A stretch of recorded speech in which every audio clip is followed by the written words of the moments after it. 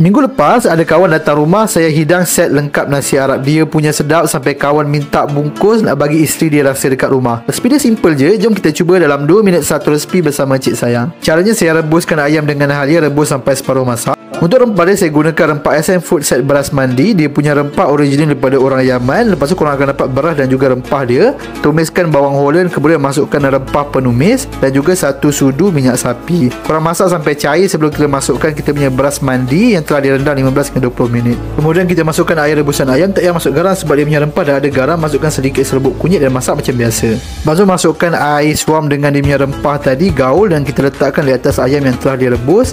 Kemudian kita boleh bakar 20 minit dengan 200 darjah Celsius. Bila nasi dah masak, buat lubang sikit. Kemudian kita tuangkan kita punya rempah nasi mandi tadi, biarkan kering. Lepas tu baru gaul. Nampaklah nasi cantik macam ni. Untuk sos garlic kita perlukan beberapa ulas bawang putih, 2 sudu gula, 1 sudu garam, 3 sudu cuka makan, 4 sudu minyak jagung, lepas tu sebiji telur. Lepas tu korang kisar macam biasa, dapatlah kita punya sos garlic. Resepi sos Arab dan salad Arab ada di kotak SM Food dan juga ada di caption. Korang juga boleh dapatkan rempah kapsa 3 in 1 ataupun kita punya teh Arab ni memang wangi, memang sedap. Kalau dapatkan dia boleh search SM Food di TikTok Shop. Pergi di TikTok Shop SM Food dan dapatkan kita punya rempah 3 in 1. Nasi Arab paling simple, boleh makan 3-4 orang. Simple je buat. Sekejap je boleh siap. Selamat mencuba.